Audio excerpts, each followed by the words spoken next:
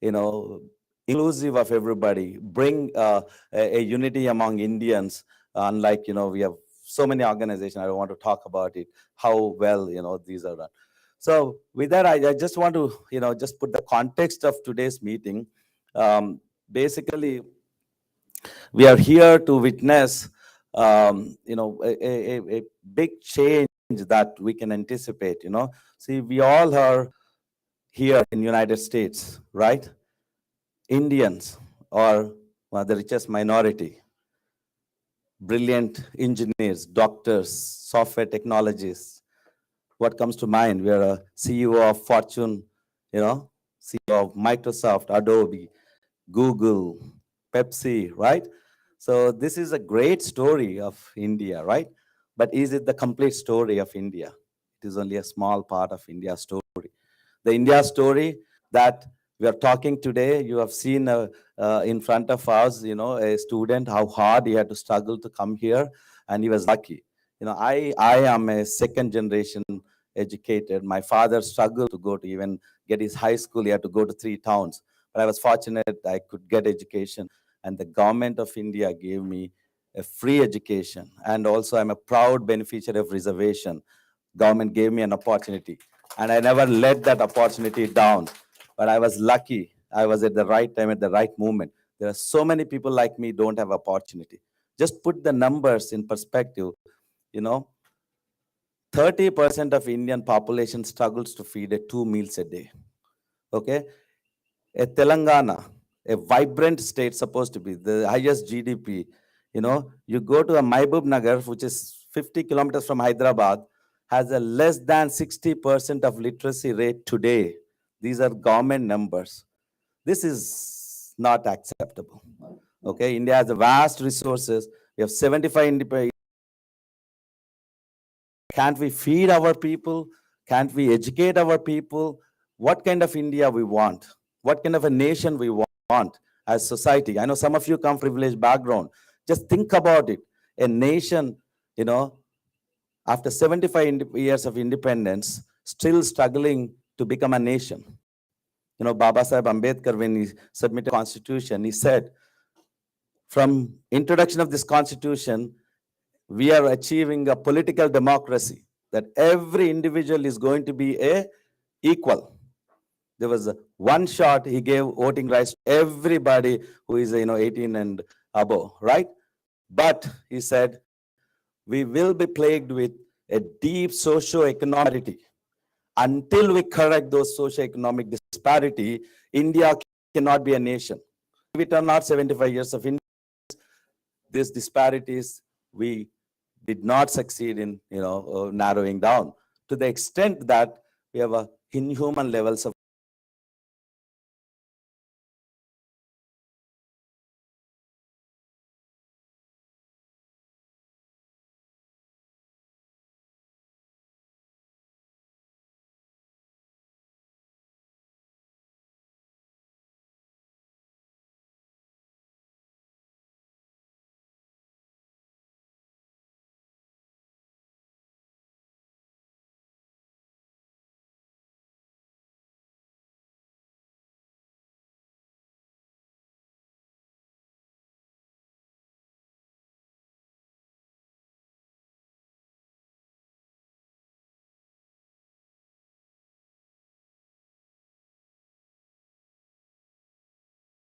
it's a time we need to really ponder and think what kind of a nation we want and why it is. So a people like Dr. S Praveen Kumar, who came from bottom of the society, and he went to become a veterinary doctor, IPS, and a Harvard alumni, and went and transformed the school system. He touched millions, 1 million students with 1,000 crore budgets per year. He had only 1,000 crores of budget. And a Telangana state this year is supposed to have 2.65 lakh crores. It's not a small money. But yet, we are not even able to run a decent school. Recently I was in India. I work with, some of you know Aknur Murali, Roy and I, part of a social democratic forum. So we went to visit few schools. I mean, it is just unimaginable. A country like ours, we are treating our children to these type of. I went to the bathroom. I stepped one day. I couldn't stand. This is our kids. We all send to private school and public school. We all, our kids enjoy this nation. I mean, this country, and why things. I mean, we are all very fortunate. I mean, this is, with all its limitation, is still a great country. Okay, it's a much more evolved democracy, much more egalitarian society, and we all get benefits out of it. But yet, a country India is nowhere close to becoming a egalitarian society or equal opportunity. So it is time we need to think, okay, as educated, as enlightened, as people living in America, as we have seen the global world, we need to think, is this the India we want? A real opportunity to change in a person like Dr. S Praveen Kumar. We are so far, he belonged to Telangana, and we want to see the change that we all want to envision. With that, thank you very much, Dr. S Praveen. Thanks, Venkat. Ladies and gentlemen, very, very good evening. Jai Bhim and Jai Bharat to you all. Thank you very, very much for this wonderful evening. And I have no words to describe the hard work that has gone into bringing these many great people into this place. I please put your hands together for all those people who have worked for this occasion. I have a lot of names in my mind, but I'm afraid that I might miss some names. So that's why please, I join me in congratulating those people for this great evening. Friends, this has been quite a journey in the US. I landed in Dubai on 12th, straight, stopped my yatra. That was 117 days. Then yatra, and then came to Hyderabad, and then packed 3-4 shirts, and then came to airport, and after that I landed in Dubai and then Boston, and then I've been, me, Roy, and Venkat, three of us, we have been traveling to they relentlessly have been driving without any rest for almost hundreds of miles. So it has been a really great people in this journey. And today you are here. So because you're all extremely concerned about in motherland, you wanted to listen to stories from the motherland and how you want to see your motherland in the days to come. That's the reason why you probably have, may have gone out for, could have gone out for dinners, or you would have had parties in your homes, or go for camping, or preparing your children to go to the schools and colleges for the next semester. So, and many other things. But you all postponed those events, and then you came straight to this place. And once again, I thank you very, very much for this verbal gesture.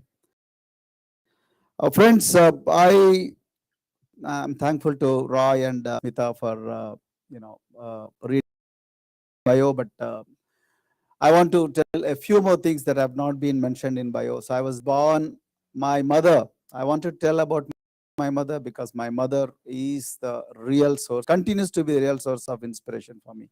She was born a bonded laborer, and her grandparents were bonded laborers, and then she was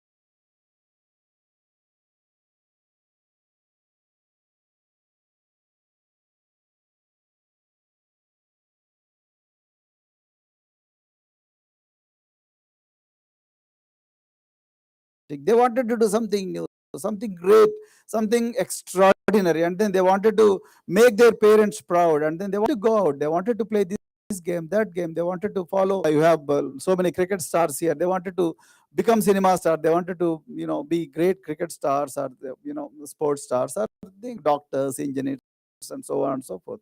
But all those dreams got buried because of the system, which was absolutely rotten. So that was a point from where we started. So I visited all the schools 6 months.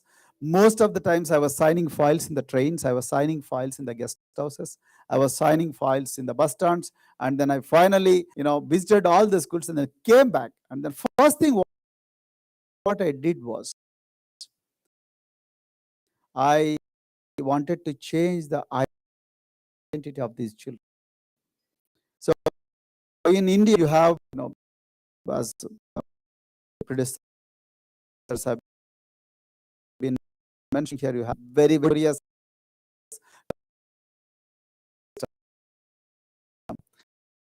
divides people. It's a permanent division of laborers, and then where to change the name of these,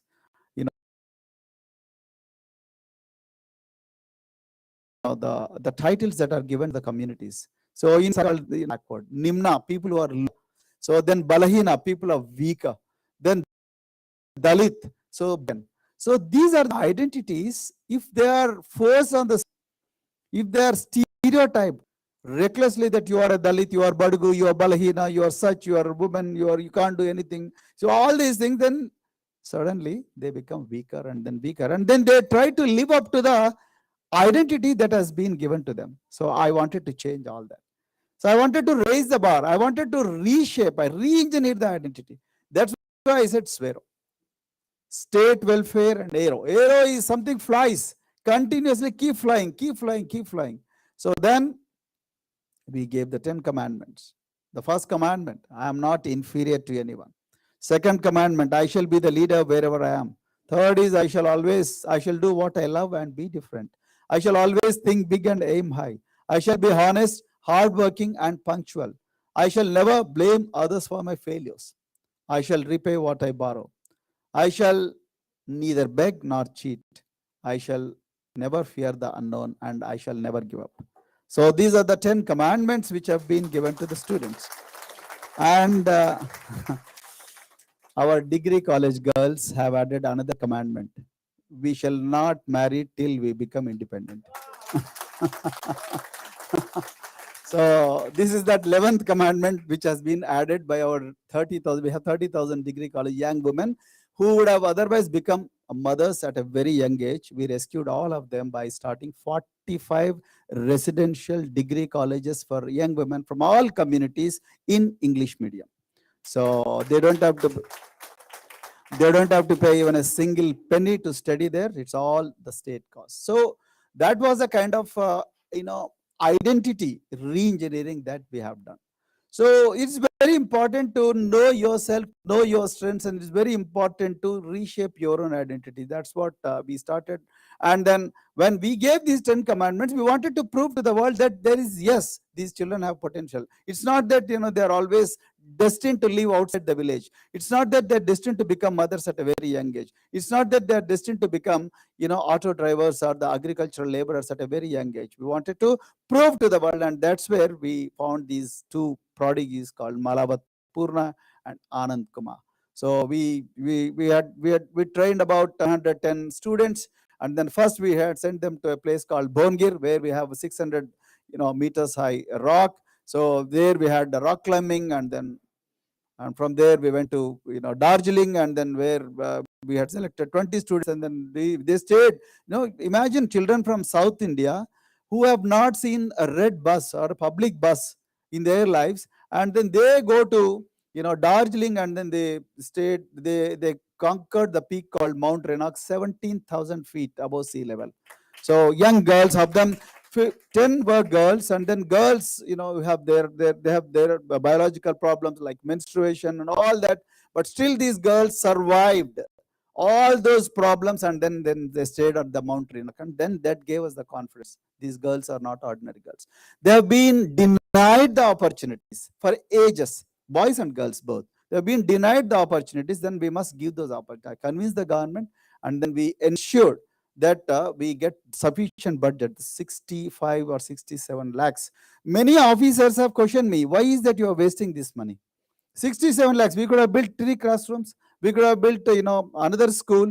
So why is that you are wasting money? No, I said no. This is going to transform not just these 2 kids, but this is going to transform the entire generation in India. That was probably in the world. So why not? Why not? So that's how we started this expedition, and then for 52 days it went on, and then in which 18 Sherpas died. So 18 Sherpas died, on April 18th and 2014. But still, I called these girls, would you like to come back? Because I have a lot of pressure from the government that you must come back. Then these girls said, this girl and boy, they said, no, we are not going to come back, because for ages they have been stereotyped. Ages they have been suppressed. Ages they have been branded as good for nothing. But this time we want to prove to the world that we are something. So they went ahead, and then finally on 25th of May 2014 at 7:30 a.m., Malawat Purna happened to be the youngest ever female to have scaled Mount Everest in the history. Imagine a girl born into an agricultural laborer family in the fringes of Kamareddy or Nizamabad forest, and going to the highest peak in the world is quite a journey. I'm very happy to share with you, she has conquered all the highest peaks in all continents. This year she has conquered all the peaks, yes. So similarly, Anand Kumar is again, when Narendra Modi, the Prime Minister, gave him a certificate, he didn't have an almara to store the certificate that is given by the Prime Minister of this country. So that was a kind of poverty, but today those kids, they're really role models for most of the students. So what happened later is very, very interesting. So once Everest is done, there was explosion of confidence in the students. Till such time, they were thinking that, as Roy rightly mentioned, there were only 3 students every year coming to, going to medical colleges. But after that, what happened was explosion of confidence. We had the same set of teachers. Then we started training the teachers in a different. Teachers also started realizing that they have been making mistake. They have been taking it easier. So, but this time, because of the the name that got to the name the nation got, the international fame the organization acquired. So teachers also started transforming. So one small incident had a cascading impact on the entire functioning of the system. So then teachers also slowly transformed, and the students also realized their strength. And then when I left the organization in 2021, we had about 253 doctors coming from the same institutions. So in 2012, we had we had 3 students, and then in 2021 we had 253 students. It's quite a journey. So this is not going to stop. I'm not there, but even this year also we are hoping that they will go to up to 300. So it's not just about doctors. So we have girls who went to different parts of the world all on their own. I shared a story of a girl. Her name is Anjali. She's from an interior Gond community from Adilabad district. Adilabad is a huge forest. She goes from that place to Shamshabad International Airport, and then from there she goes to Poland to teach Polish people English. She was part of ISEC program. We had sent students to, Russia, Cambodia, then Nepal, then Morocco, then Egypt. And but for the COVID-19 pandemic, we would have sent many more people. And then we were very, lucky that we brought all of them back on March 15th, and then March 22nd, there was ban on international travel. So we were very, very lucky. So this was the kind of courage. And then we have students now. We have started so many schools like, for sports, then for film stars, and then morning with Satyendra and his family. So I was sharing that we have started even coding academies. Only 1% of Indian population has access to these kind of things. And that's what Venkat Maroja has been saying. So 1% has been grabbing all the opportunities in this country, 1 or 5 or 6. Remaining 95 was always denied the quality education. I thought for a while, why not these girls and boys?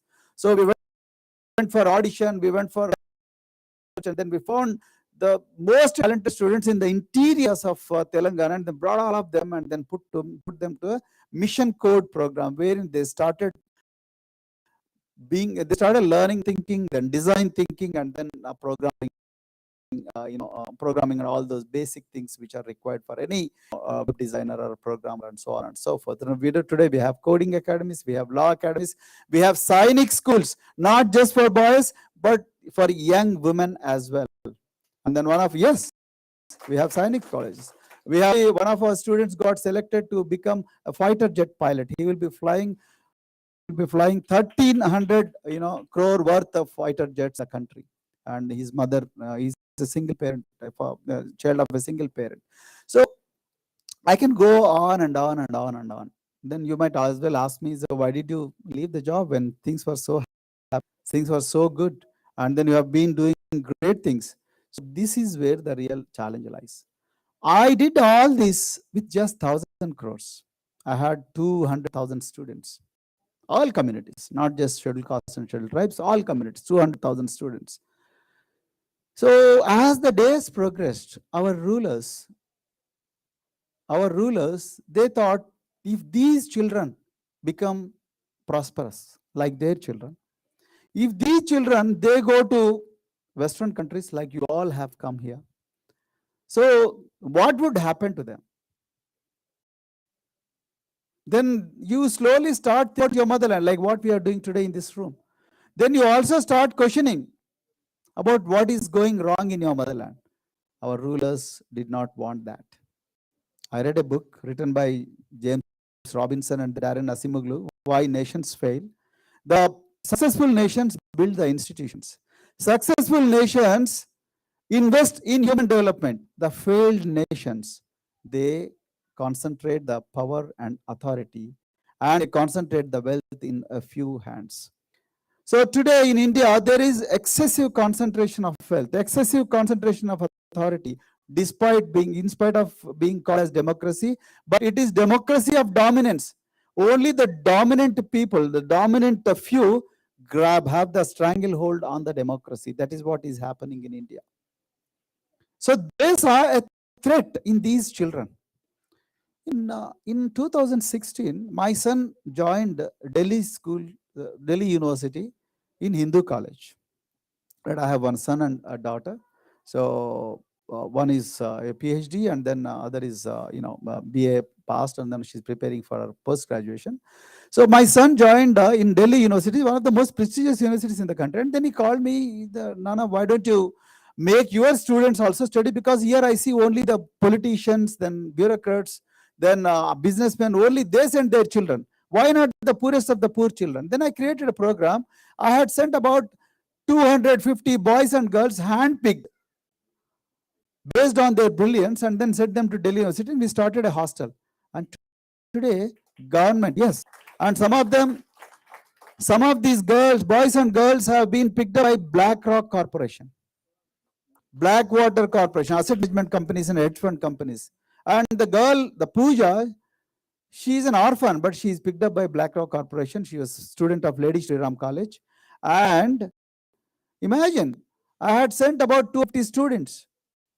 And last month when I went there, this month only, on 4th August, we had meeting with Mayawati. So when we went there, these girls started crying. So then I asked them, what happened? The government has closed our hostel. Then I asked the minister, why did you close the hostel? Then he said, sir, it's not in my hands, it is in the hands of Chief Minister. See. So then what I gleaned out of this conversation was the government is hell-bent on stopping the children, but they don't tell it openly because they will lose the votes. They will operate in such a way that you are denied funds. You are denied the funds that are essential for your upward social mobility. What is happening? As we speak here today, our Chief Minister is going to a place called Peddapalli. So because of his visit, the schools have been declared holidays. What? If a Chief Minister visits a school, why should the schools be closed? I have no idea. So our Chief Minister, our rulers have no time to visit the schools. Our chief minister has not stepped, because most of you have fought for Telangana, some of you at least. So I have fought for Telangana very hard, and thinking that there will be, a lot of prosperity, equality, justice, a new Telangana, new hope. And your sacrifices, and 1,300 people have lost their lives. Most of them are from rural, impoverished communities, and they gave up their lives. And today, it is in the hands of a few kleptocrats.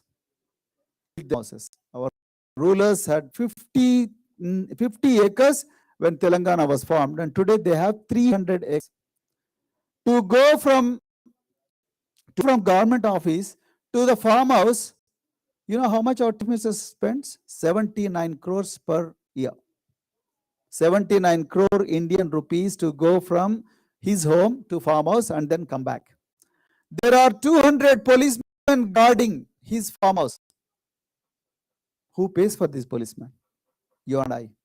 You pay, I pay, everybody pays. And then in the last 8 years, 500 crores have been spent on this, guarding the private farmhouse of us chief minister. I have nothing against any person, but I'm talking about the institute minister.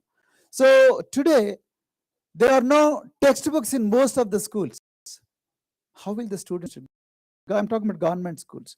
How can a poor person send his or her children to private schools where you have to pay 30,000, 40,000 rupees per annum? And government schools, there are no textbooks, no uniform, and then schools are falling. And all the contracts to repair the government schools have been given to corporate houses. Why not to poor people? Why not to the cooperative societies of poor people? No, they wanted to give to only corporate schools, corporate houses. So is the case with health. That is the status of education. Now, so is with health. Now, let me also share with you. There is a institution called IIIT Basar. Basar is a place where the goddess Saraswati temple is there.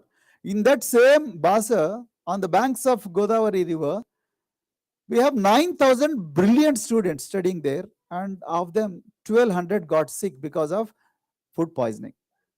1,200 students got hospitalized one day. And all the students asked the government was, please send chief minister once, let them eat with us. Let him eat with us.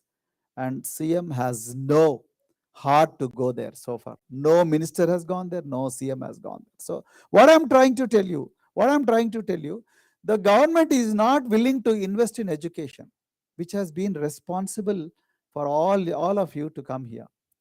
I went to Dubai. So how serious is, how impactful is education? I went to Dubai. The average temperature was 45 degrees centigrade. On 12th of this month, I landed in Dubai, and they came, and I didn't want to see Burj Khalifa like most of the politicians go there and then have a picture there. So, and then have parties there, and or acquire flats in all palatial houses. No, I didn't want to do that. So I went straight to the camps. Imagine the camps are like small cabins in which 30 people stay in lower berth, middle berth, and upper berth, away from families, came on visitor visa, thinking that their visitor visa will get converted into work visa, and then visitor visa gets expired, and then they call the agent back home, and agent switches off his mobile phone. And if you call the neighbor and then go to the agent and ask, go to the agent, and then that agent goes to a politician and then threatens the family. And these people are working like slaves. And there are stone storms, and then the sandstorms, and they eat food in the sandstorm. And most of them, the most notable feature in this is, most of them are dropouts from the schooling system. Most of them are dropouts from the schooling system. And see the difference. Here we are, because we are all graduates, postgraduates, and computer science graduates, and so on and so forth. We have had the best possible education in our lives. On the other hand, our own brothers, our own sisters, they are lying like the slaves in a place called Dubai, Abu Dhabi, and all. What made the difference? Education. So this is what we have been fighting with the government, that give them the best education. They will chart their own course, but government doesn't want to give, because if you give the education, who will drive their cars? If you give the best education, who will, they are thinking that who will, take care of their animals, who will take care of their farmhouses, who will do all those domestic chores in their homes. So this is the thinking of the government in India, not just in Telangana, most of the states. Then second thing is health. Health is the most, important investment any government can make. But ladies and gentlemen, I will tell you only one incident. With that, I will close about health. In Warangal, there is a specialty hospital called Mahatma Gandhi Memorial Hospital, MGM. So one of the patients at 4 a.m., he goes to the unconscious state. So he goes to his wife and children, they take him to the hospital, and then there were no beds available, and then he was made to sleep on the floor on a stretcher in the veranda. And at 4 a.m., the band of bandicoots come and then bite him. And 4 a.m., the nurses go and then they wipe out all the blood. And then again at 6 a.m., again the band of bandicoots came, the rodents, they come and then they bite him, and then he dies because of excessive bleeding. He doesn't know. So this is the status. What I am trying to tell you, all this could have been changed in the new Telangana. Why did this not change? Because our rulers wanted to invest in the projects which give them lot of commissions, lot of illicit money. Today, our rulers have created a project which is worth 1.15 lakh crores. I don't know how to convert it into dollars. 1.15 lakh crores, and the utility of the project is not known. And then most of the motors in that project got sunk in the recent floods. Again, 3,000 crores loss. And the officers who are responsible for clearing the files were given money to perform lakhs of rupees of money by creating shell companies to perform the functions in their homes. Imagine how this system, the nexus between the contractors and the officers and politicians operate. Our rulers are investing in their farmhouses. Our rulers are investing in the palatial buildings where they never go. This money could have come to schools. This money could have come to hospitals. It could have been spent on creating jobs. Today in Telangana, there are 35 lakh students, that is 3.5 million unemployed youth waiting for employment, and then they have nowhere to go. And the government is not very keen on creating jobs. So this is what is happening in Telangana. That's one of the reasons why I thought it doesn't worth to continue in government service. For I had another 6.5 years service left. I thought I should not continue. Then I call it quits. Then I joined Bahujan Samaj Party on August 8th in the presence of 2 lakh people in Nalgonda. In India, most of the dominant party politicians, what they do is they pay 500 rupees per person to come the meetings, and they pay 2 to 3 cans of beer, and then they also pay for transport. And when we conducted meeting, all the liquor shops were open, but nobody went there. Nobody went there to those liquor shops, and then we did not pay even a single penny. People cooked food in their homes, and then they ate on the roads. Same cooked food they ate on the roads, and then they came to our meeting. So this is the kind of yearning Telangana people. Telangana, not just Telangana, Andhra. We had people from Maharashtra, Karnataka. So people are eagerly looking for alternative politics. People are looking for the politicians who can reinvest in their development. So after 8th, so then I started Yatra. So I have visited about 800 villages so far. 17,000 kilometers I have traveled ever since I have joined the Bahujan Samaj Party. So I was not sleeping in air-conditioned tents. So like many politicians, I was not sleeping in air-conditioned tents, and I was sleeping in the huts. Then I was, every day is a new setting. You know how difficult it is to sleep when the setting changes. So every day was a new experience, but I wanted to see it personally. I wanted to feel the real heart of Telangana, and the stories that I came across were really heartrending. I met a lady in a place called Ralagudem. She cooked only rice, and she was not eating. And I asked her, "Why is it you are not eating?" She said, "Sir, I'm looking for someone who can give me some curry or you know uh, curry or curd. So that was a condition. Even today, we are celebrating 75 years of independence in India. We call it as Azadi Ka Amrit Mahotsav.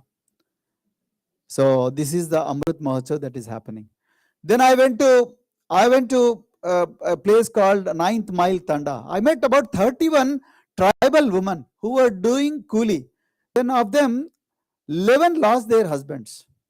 Then I asked them, how did you lose your husbands? Then they said, sir, all of them, they drank liquor, they got addicted to liquor, and then they died. Then I thought this is a solitary case. Then I went to a market yard where women come at 4 a.m.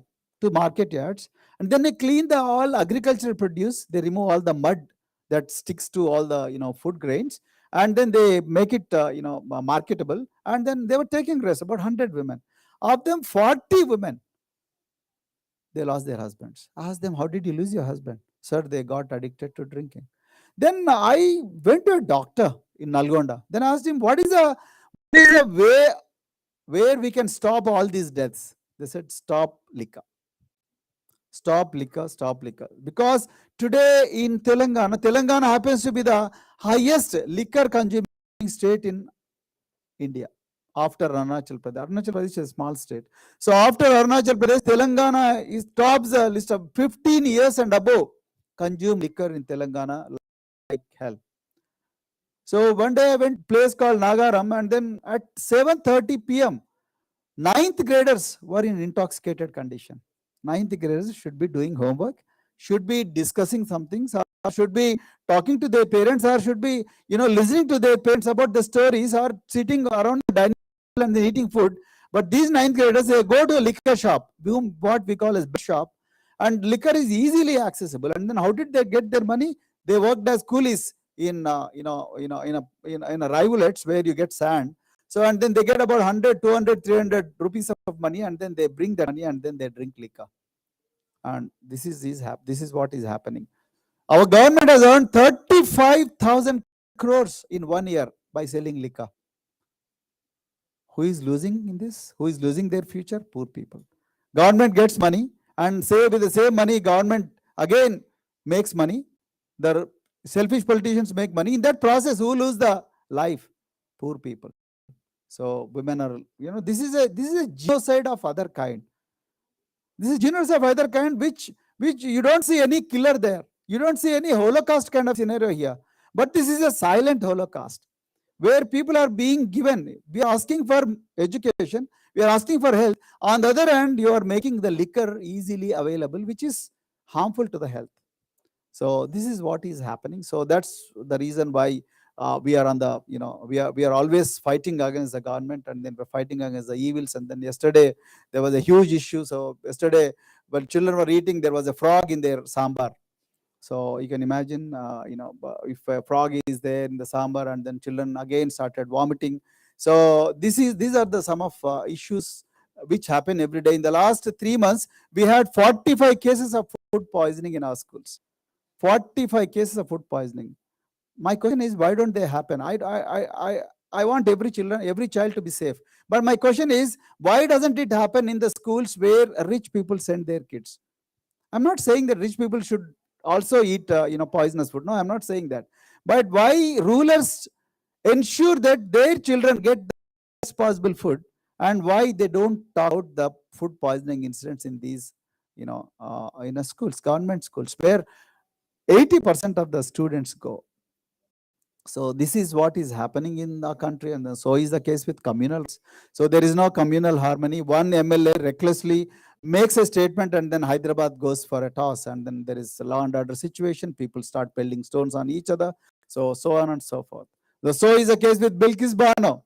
So Bilkis Bano, a pregnant woman, gets sexually assaulted, and then she's murdered. And the case gets proven, and then the people, spend 11 years in the prison, and then after good behavior, on the grounds of good behavior, those guys get released, and the ruling party of Gujarat felicitate these rapists. How can this happen in a democratic country? So this is what must be stopped. We must stop this kind of deterioration, this kind of degeneration of values at any cost.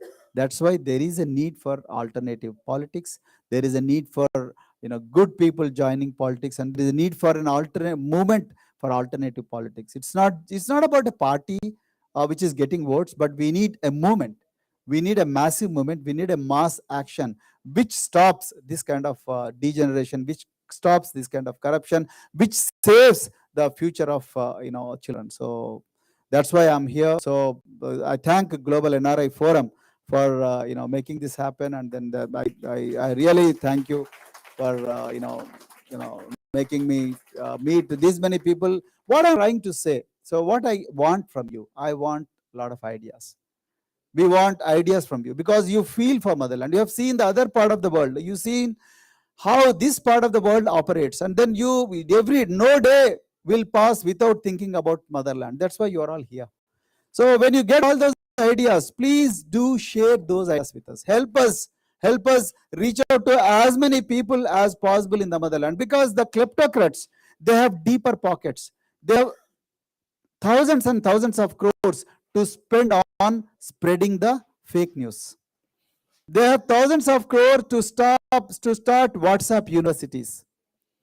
They have they have reach, they have long arms to go to the social media companies and arm twist them because of the raw power, raw control they have over the democratic institutions. Like it could be CBI, it could be Enforcement Directorate, it could be anything. So they have raw power. So we want to stop this. So we need ideas from you. We need ideas, we need your time, and we need your prayers. So with these few words, I'm sure there is light at the end of the tunnel. So it's not as skeptical as it is. So definitely people will teach a lesson to all these faces, all these kleptocrats and all these corrupt rulers.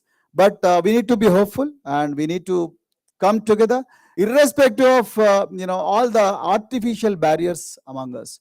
It could be caste barrier, it could be gender barrier, it could be communal barrier, it could be geographical barrier. We should transcend all these barriers and then come together for only one cause: make a stronger India and make an inclusive India, equal India, equal India. By investing in education, yes, by investing in education, by investing in health, and investing in jobs, and investing in the frontier fields. That is how you make the country stronger. That is how you make the country prouder. So you see China, you see South Korea, you see Japan. All these people have gone through this phase, but they had rulers who really knew where to invest their every penny. So today we have rulers who are investing in their own prosperities. I don't want to go back to that subject again and again. So with these few words, so thank you very much. You have been a very, very wonderful, patient, and intellectual, and inspiring audience I have ever seen. Thank you very, very much.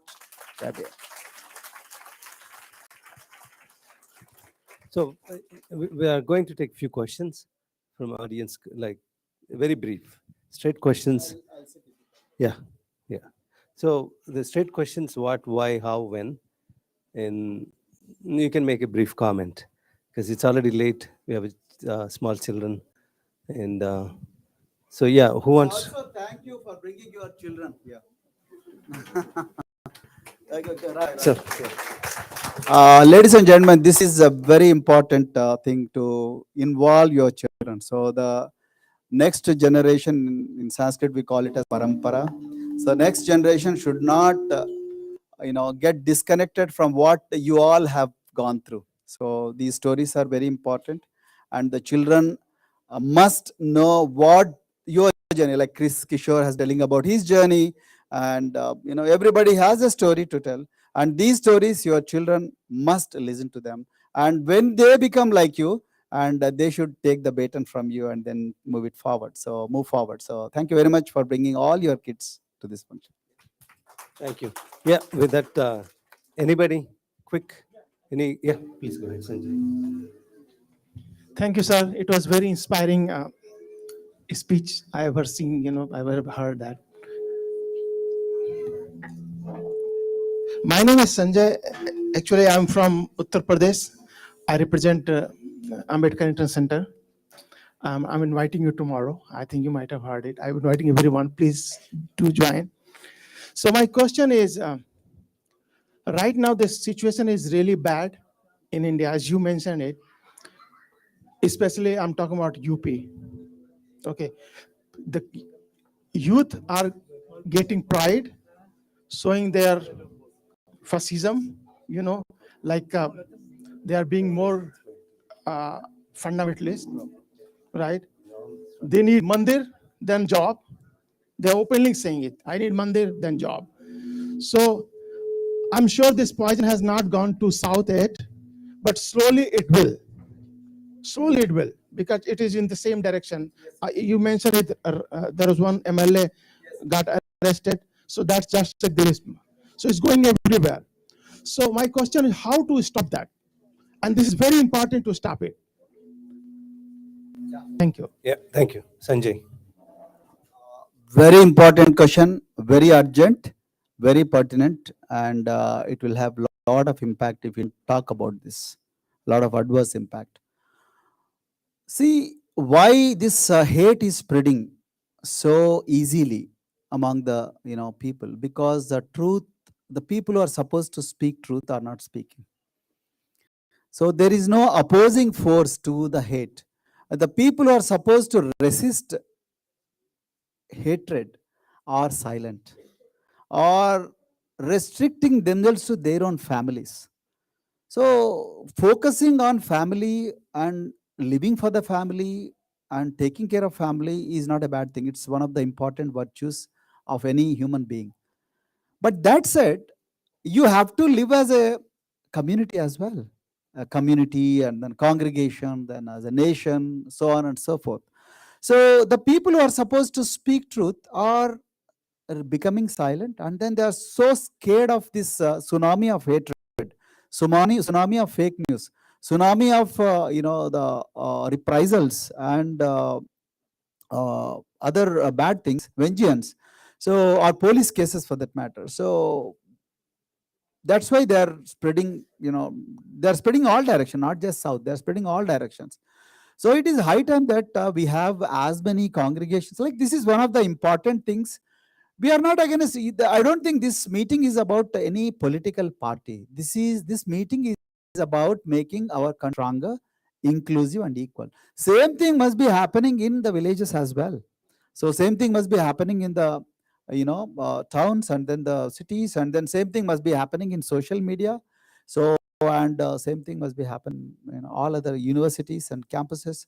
So we should not give up just like that. So we should be fighting. We should be with equal force. We should be coming together, and we should be discussing about inclusion. If we don't discuss about inclusion, then exclusion will become the order of the day, and that is the nightmare, and then that will make the nation that's the worst nightmare anyone can ever imagine. So congregation, then interfaith dialogues, then dialogues on the future, and dialogues on inclusion are extremely important, not just at national level, but at family level as well.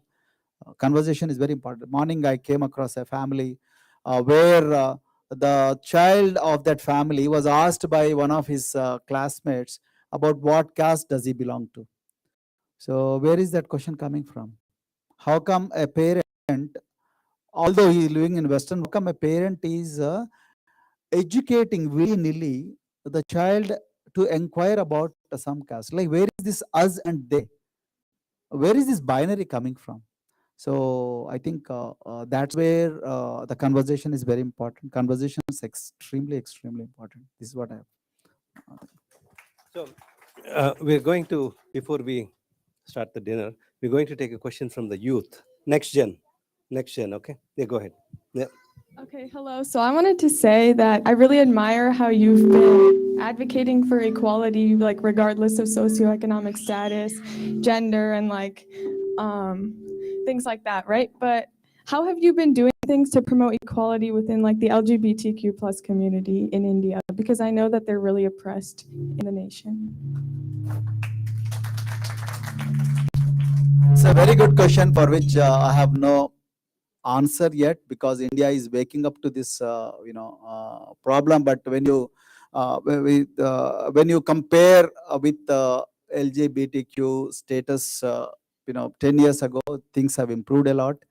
We have become more accommodative, and we have been okay with, in the schools also slowly, education system is very important, and schools also, they are trying to understand the problem.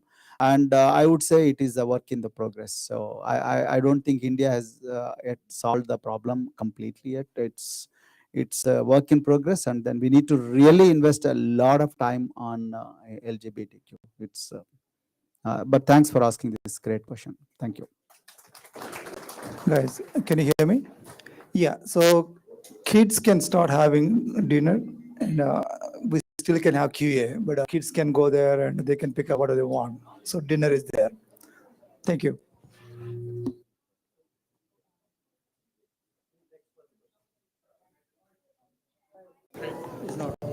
Okay, just 1 second. See, this is next gen, okay? Who is that? I saw, yeah. Okay. Are you next gen? Old gen, huh?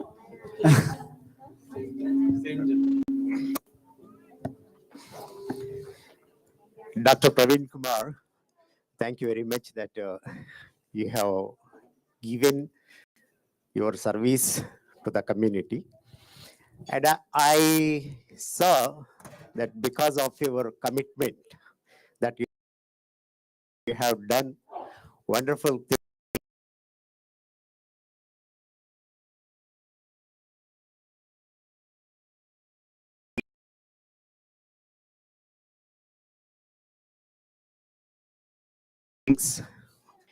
So how you will see how you accomplish your unfinished tasks, how you will work as a politician, or you are working entering into the state legislature, or suppose if you don't have the opportunity, how you will accomplish the task of your otherwise this work will perish like that, because you have done so much of the things. It is unimaginable. No one can accept think of that the way that you have done.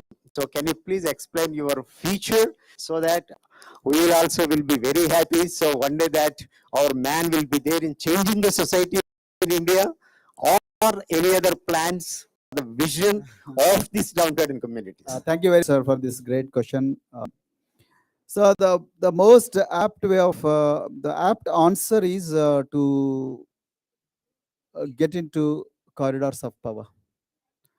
Unless you have that political power to make the laws, to ensure that the laws are executed with clinical precision, such that they impact everybody, every set of the population. So till such time, this will remain as a dream.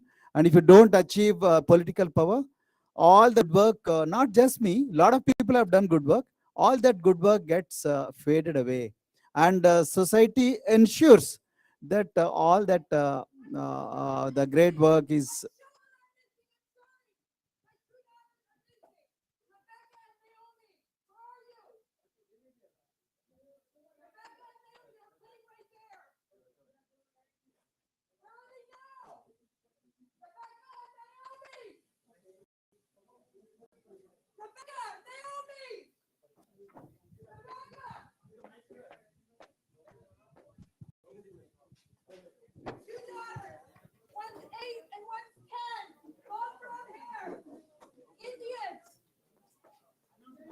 Where are my children?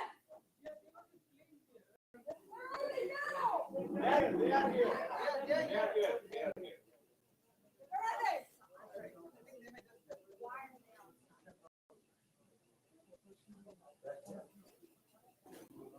What do you mean they're outside? Grab them. Where are they? They're outside.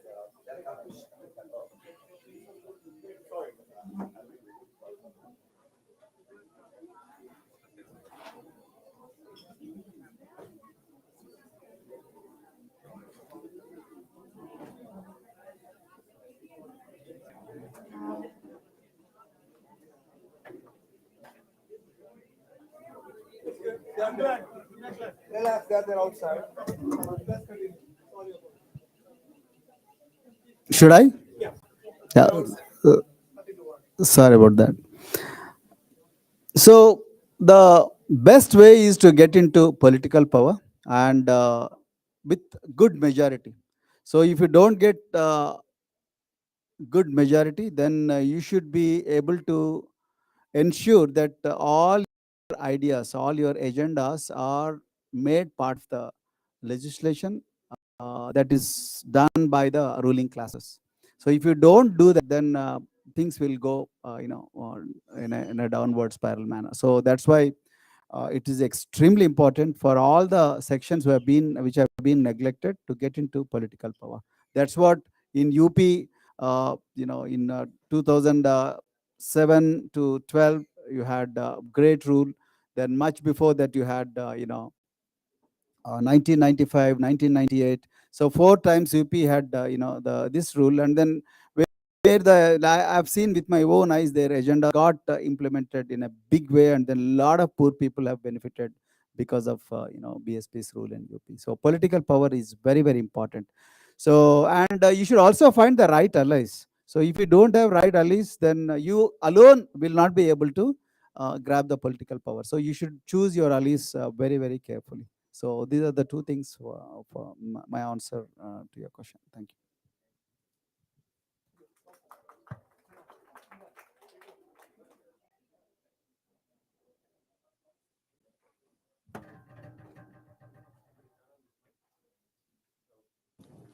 Hello? Hello? Yeah, the kids are here. They're safe. They're outside. Sorry for the inconvenience. So you're going question. Why, what, how, and when? Okay, straight, please. Okay. Yeah, the Okay. question. Brief question. All right. Yeah. Go ahead, Yeah. sir. This is Mallikarjun, Kadapa district.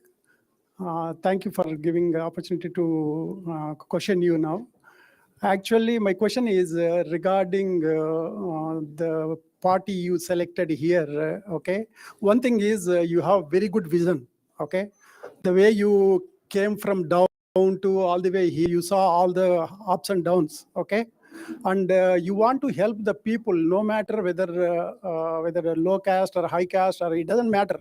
You don't have creed and all this. Okay. You have only in one mind, or you have in mind only to help people as a human, not like a caste, or you're not looking at those things. You are looking at, there are two creeds only, rich and poor. Only two things you have in your mind. Haves and have nots. Correct. Have and okay. When you have that in your mind, you want to, or in AP or in Telangana, wherever it is.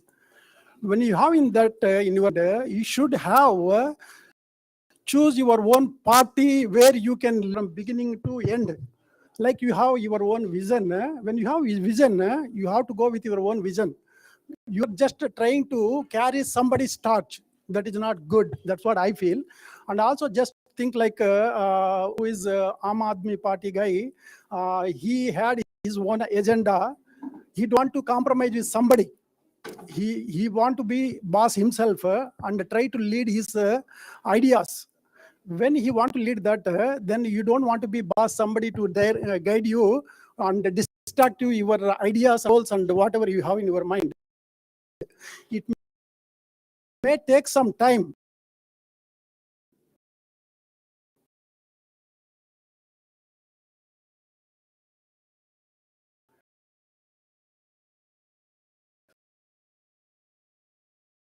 But you should stick with your ideas, your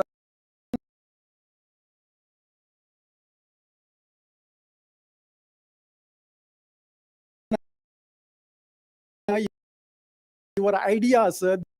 They will, when you have people will support you, no matter what. You are narrowing out yourself to only some sort of the people where even you have so much innovative ideas, you are suppressing yourself. You are not really coming out of the ceiling actually. Being a so innovative, being a so supportive, being very high ideas you have, you are sitting with so narrow-minded, like narrow crowd. You should not be like this. That's what I feel.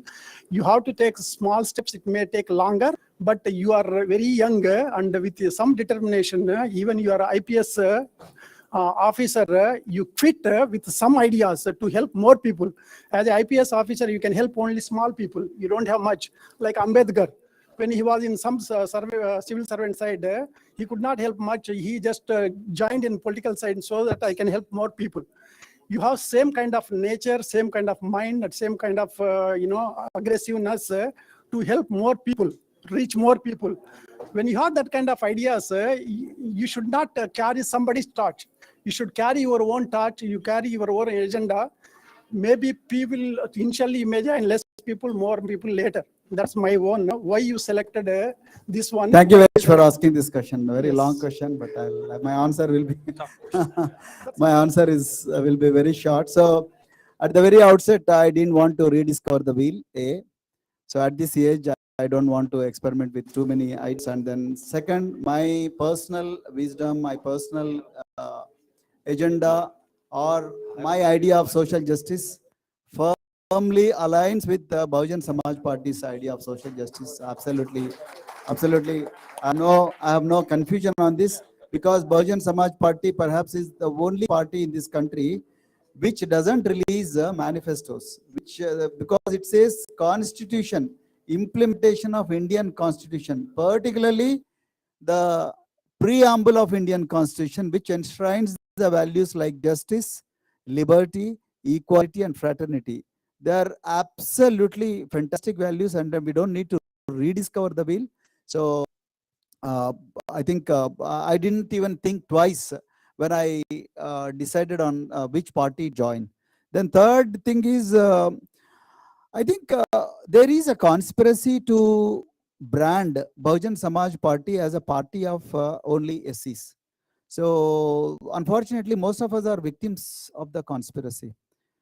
Bahujan Samaj Party is a party of everyone. So if you see the Bahujan Samaj Party's constitution, it includes every community and then every socio-economic category, and which is have not, which doesn't talk about haves. And the percentage of those have is 85% in this country. That's what Bahujan Samaj Party says. But whenever we talk about it, we always say Bahujan Samaj Party is a party of scheduled castes or scheduled tribes and so on and so forth. So we, without thinking too much about that, we fall for the the kind of campaign, hate campaign that is happening on Bahujan Samaj Party. So it is a party of everybody. We give the party gave tickets to Brahmins, Thakus, scheduled caste, scheduled tribe, women, Muslims, Christians, everybody. So it doesn't discriminate anyone based on the religious and the socio-economic grounds. But it certainly, for sure, it talks about making the have-nots as rulers. It doesn't talk like, making the haves as rulers. Like, it doesn't talk about dynasties.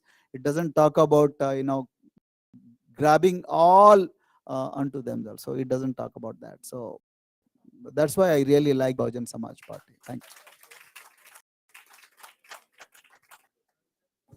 Yes, sir. This is Kamal. That side and ask, you're not visible. Go that side. And ask.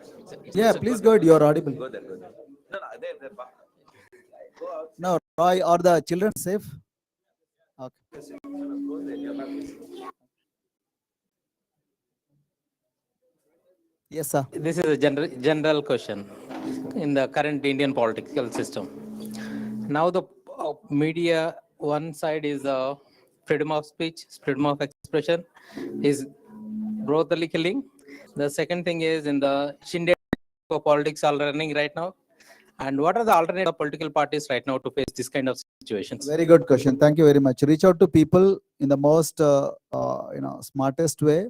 So one is through social media. Even I don't think social media is sacrosanct, because social media is also bought over by the governments, like the ruling parties are investing heavily into social media. So, but even then, there is a lot of space out there to use social media to reach out to people. And second is go to people directly. So it is arduous journey, but it has a rich dividends. So these are the only two answers for your question. Yes, thank you.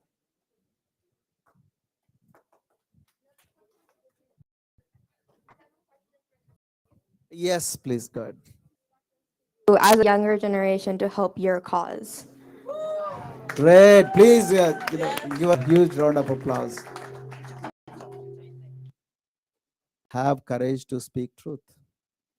And when you discover that what you are saying, what you are seeing is the truth, and when you feel that the thing that you deeply believe in is going to change the world, stand by that and get ready for any sacrifice to protect that value and work for that value. So I want you to discuss this with as many people as possible, your friend circle, your parents, and then congregations, and then create your own circles, and then spread this word as uh, uh, fast as possible, and then create your own team. So that's the only way.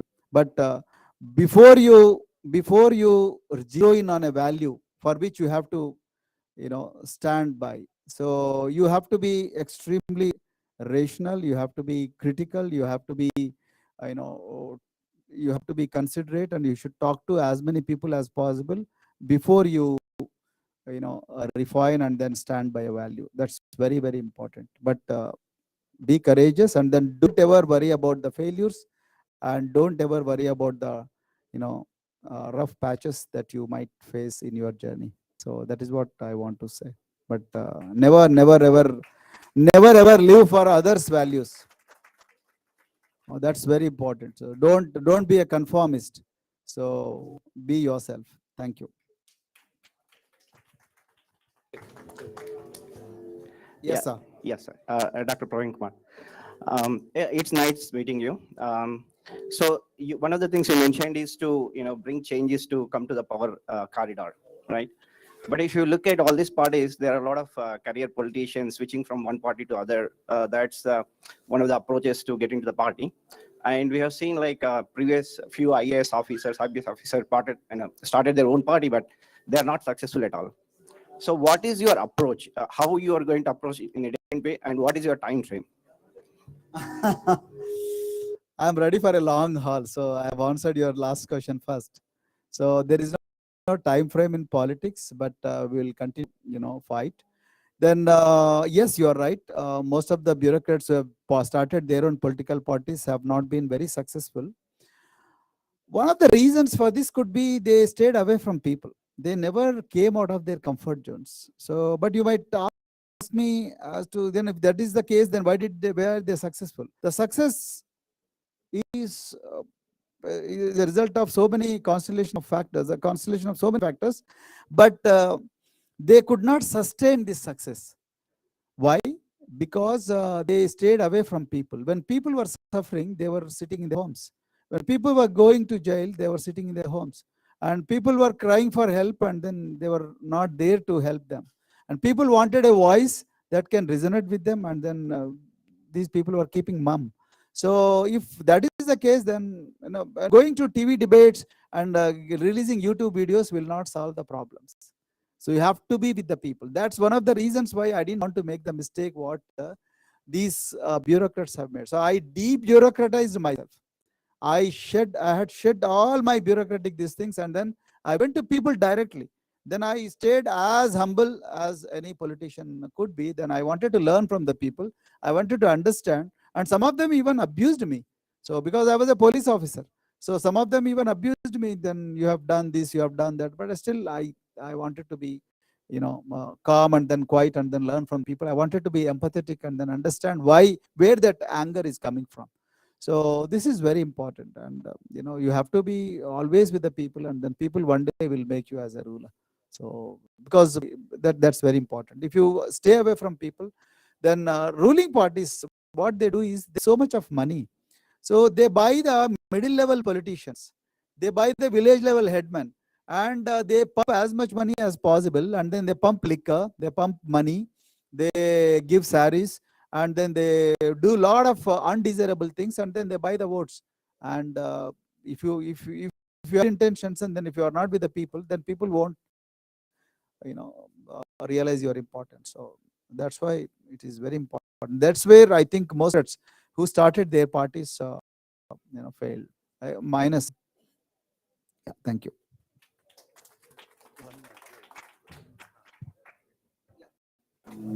Yes. Good evening, sir. Thank you for inspiring all of us here. Actually, I am a typical mother and a professional, and I'm not really into any politics. I don't have any political knowledge. Though my husband she is an ardent. That's your greatest strength. So only recent few weeks after your work, I'm really inspired by your work and highly motivated. Like most of us here who come from humble backgrounds from India, and we made it this far. So I pledge today in front of everybody.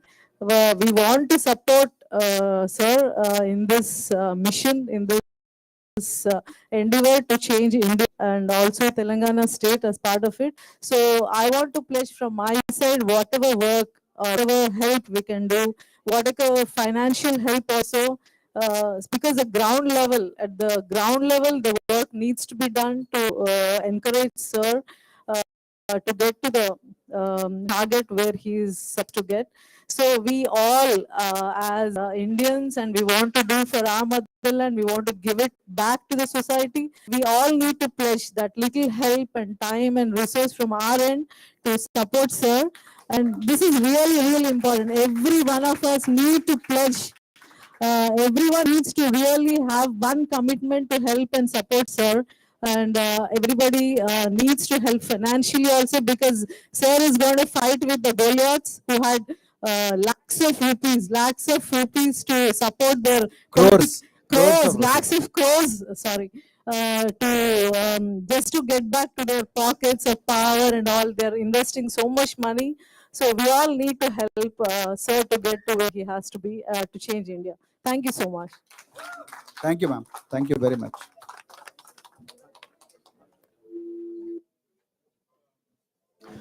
I have some questions. Last year, I visited India, and after 11 years of duration, I visited in 2021. And I conducted a big meeting in my village and served the food and all. And I promised to, build a big library. I find out a gap. Students are going to schools and colleges and coming home, and the parents are not educated. They are going to agriculture works, and they are not checking their work, like what they are doing, what they learned in the school, and do they have any homeworks or not? Are they doing the homeworks or not? The parents are not able to do that. So to fill that gap, what I told them, hey, I build a big library, and I appoint 2 teachers for your kids every day evening. The teachers will come, and you send your kids to there, and they will clear your kids doubts and complete the homeworks. Okay, so sir, I respect you. I'm following you since I heard a words from while I'm doing the social media, randomly searching the YouTube. I heard your words, in the Telugu, the కొడవళ్ళు పట్టే చేతులు coding రాయాలి, డప్పులు కొట్టే చేతులు డాలర్లు సంపాదించాలి. So that really touched my heart. Oh, who is this guy? Then I virtually following you since then, and I am with you since then. So then it was 1 year back. So since then, none, even a single person contacted me. Hey buddy, you promised to our village to build a library for our kids' education. Nobody contacted me. People are contacting me to donate money to building a temples. Okay, and some other problems. To be honest, I am an atheist. I don't believe in God, so I don't donate even single rupees to God. Okay, so I'm taking care of intelligent people. But my question to you, sir, another thing is, I'm promising, I'm believing you, your ideology, and from this year onwards, I'm donating some percentage of my earning to BSP party, and also there is a system in TDP party. The system is, it does not matter whether it is 1 vote or 2 votes. People are going from America to India, especially from to Andhra Pradesh, to cast their vote for their respected parties. So I am promising you, sir, for every election, I will come to India as long as I live, and you are in politics. Okay, I will cast my vote to BSP. Thank you, sir. Thank you. And my question, I'm not done yet. Okay, so I'm talking to my village people. Okay, hey, yeah, question. Yeah, question. Okay, I'm talking. Okay, so in the middle. Okay, sorry. Yeah, so I'm talking to my people in village. Hey, guys, how many of you know BSP party, and how many of you know RSP, and how you are going to support RSP? Because he is working for everybody. Okay, from poorest of the poor to poor's in the richest. Okay, so what is your thoughts? They are telling, we don't know RSP, we don't know BSP. So my question is, how you are going to reach the corners of the village, and how can you build your team in the villages? And I'm expecting your BSP agenda should be there in each and every village. Thank you very much for being a very loyal, very committed supporter of Bahujan Samaj Party. I'll come to your first question. Very interesting observation. I also had the same observation. So as I shared with you that I have visited about 800 villages, 90% of the villages, none of the villagers asked me about a school. None of them asked about a school. As you rightly pointed out, in some of the villages, they have asked, sir, please construct this temple, or please repair our church. Our church is incomplete, or our mosque is incomplete. Please do this, please do that. But none of them asked about school, the quality of teachers, the textbooks, the library, or the computers, or the things to get ahead in life. One of the important reasons why this is happening is, as I said, 40% of Telangana people, I'm talking about Telangana, I have no idea about Andhra. So Telangana people are illiterate. Deliberately, they were made as illiterates. Governments have never invested in making them, literate. As I have already shared with you the reasons why governments do not want women and men to be educated. So once they get educated, then they start questioning. So they don't want. And governments are always in the hands of dominant communities. So one of the important solutions to this problem is, like we have schools for technology, schools for medicine, we must also have schools for parenting. That's very important. I have realized this in the last 10 years of my service in education sector. We have started online schools for parents, and they've trained about 50,000 parents in. What did we do in these schools? We didn't teach them read and write. We taught them about people like you. So look, there is a person called Lakshman, there is a person called Praveen Kumar, there is a lady called Smita Dange. These are the humble beginnings from which these people have come. And today they're like, Srini, who is doing very well in his life, and then he was born in a village. And then the Srini will come and then tell the story. Why it is important? Because once the illiterate parents see a guy next door having gone to such a high position, and then without their knowledge, they start investing their time and money in their kids. Day before yesterday, I was in Bloomington. So in Bloomington, I met a person called Fool Singh. Fool Singh was a shepherd till his 9th year. Then he was working as a bonded laborer in a landlord's family, and suddenly somebody told that you are very intelligent, although you don't know how to read and write. So how is that you are working as a shepherd? You better go to a school. So he goes to a government school and then continues education. Later he became, school of residential schools. And then today he owns Audi Q7. He owns a Honda car. But he was a shepherd. He was born in a village in a interior area of Nizamabad district. So if such stories are told to villagers, they will start investing in, these education. That's very important. Otherwise, they'll ask money for wrong reasons. Okay. Then what was your second question? I forgot.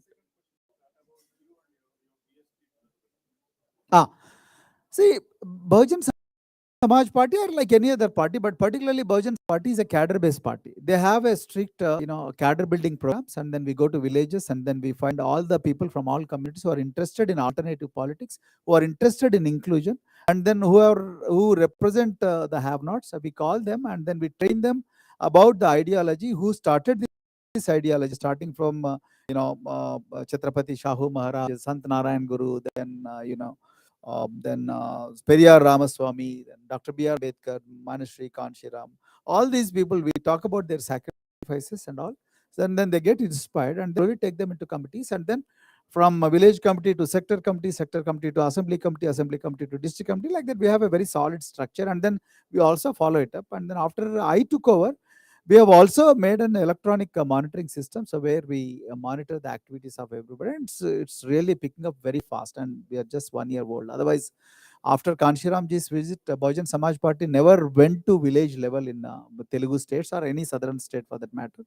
But for the first time, we are going very deeper at a shortest possible time. Thank you.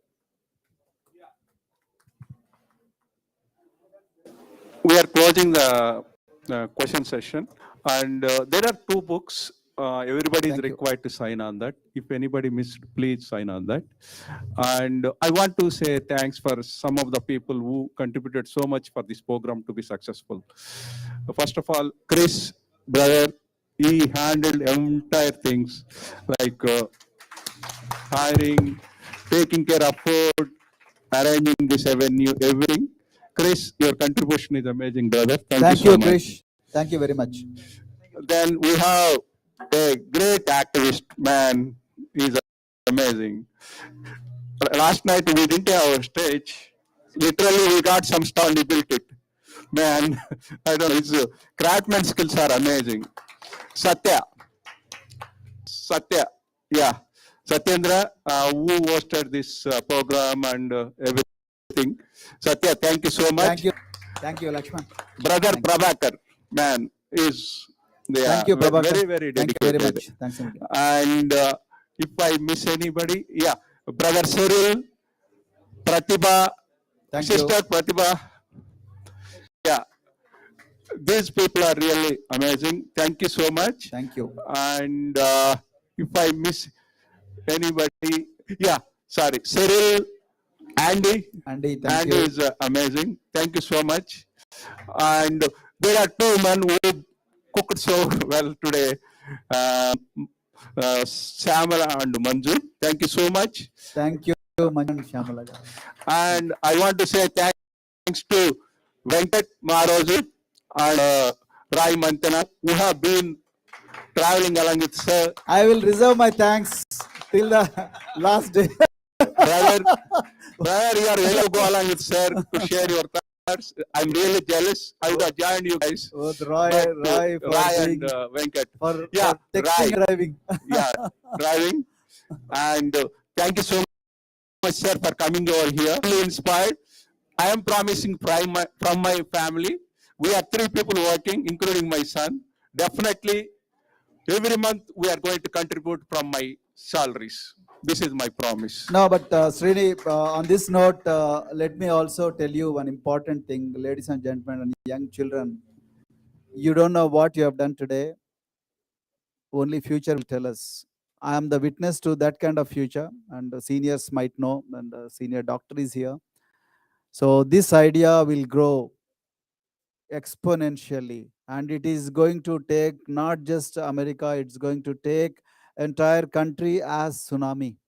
So you are going to see a brighter, much brighter future for the country, because you are all here today without any string attached to it. Thank you very much once again. small announcement, okay? Dr. Venkat Maharaj already spoke about Global NRI Forum. This Global NRI Forum is only one goal, just one goal: connect like-minded people. So no religion, no caste, no class. We want to connect like-minded people. Network of networks. Absolutely. I'm going to use this word. We have a lot of organizations. I'm not going to name. Somebody said, a cameraman in Chicago said, I love Telugu functions, but the problem is they have like 45, 46 organizations. 45, and he talked some things, but we want to connect them of no base, just like it. When we come together, support each other, reason together, let's elevate, empower leaders like him. We need to work to transform India. India is at crossroads. We love India. So let's work together. Anybody wants to join Global NRI Forum? We are on the Twitter, Global NRIs Forum. So it is actually apostrophe in the emails, in the branding. We are not using apostrophe. So like I said, we are network of networks. Anybody can come, and we love to have you guys. Thank you very much. This is for everybody.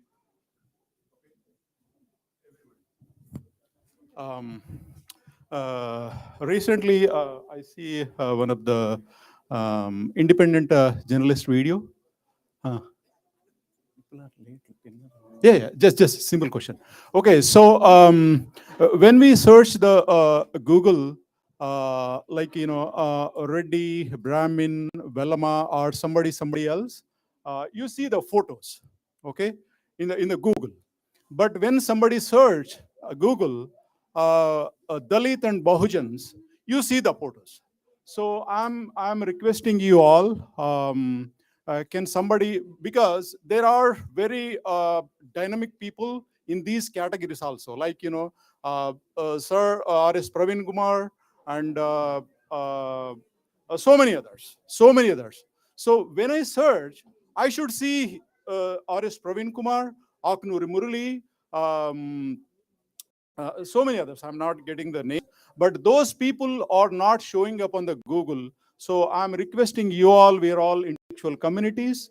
Let us reach out to Google and let us change the images on the world social media to brighter faces. Thank you so much.